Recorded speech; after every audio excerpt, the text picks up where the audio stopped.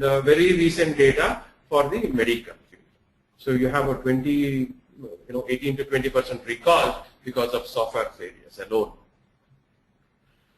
How does the industry do today? So if you see here, if you have the space shuttle software, it has 0.1 fault density of 0.1 per kilo lines of code. The nuclear industry has 1.14 into 10 power minus 6 per hour as the failure rate. So what are we finally saying? We were making a system with 10 power minus 9, but what we have ended up today is 10 power minus 6 only. So we have a long way to go. And why is this happening? This is happening because the software, the way it fails, you have an error somewhere. So that is the software boundary. So there is something wrong in your code that you have written. And unless you exercise that, it remains there. But the time you exercise it, it results in a fault at the software boundary. This fault may or may not result in a failure at a system boundary. And if at the aircraft level boundary. So that error may remain dormant like a volcano for a very long duration, but the resulting eruption can be catastrophic. So I have experienced this. We have had errors in our flight programs, and easily we could have lost an aircraft if this error was not trapped during the testing.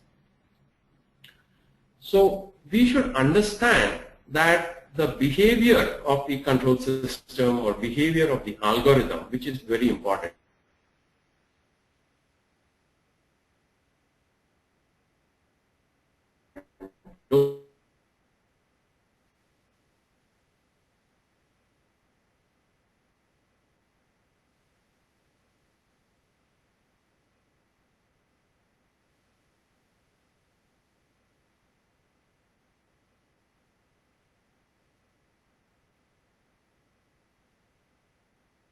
Don't treat it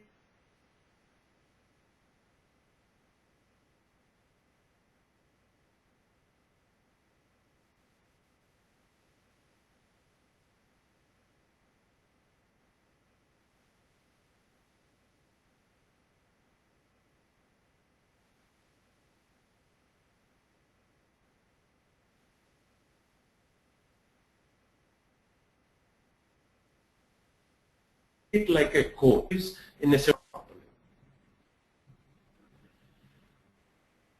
We have a tendency to make the same mistakes again and again. So this I have seen it pretty often, and the verification team's observation, that there is an error, then the designer will say that, okay, you are doing a too rigorous a testing. That is not the way it will behave in testing.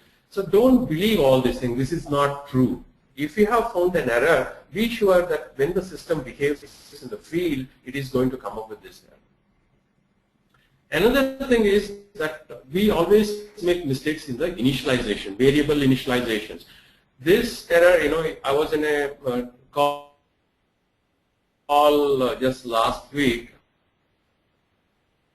and I was talking to this friend that we have found that initialization error again in the very recent build of software, and this is in a flying aircraft. So this we always keep making the same mistake, and especially in the initialization. So this requires a set of tests so that you just test the start, and each time you have to do a system restart. So this is very important to test the initialization. Testing safety critical control system requires that the tester has to understand a lot of things. He should understand the control system, the algorithm, the different standards, the test methodologies, what is a model-based testing, what is the block coverage metric, what is a code coverage metric. He should know more than a developer. I always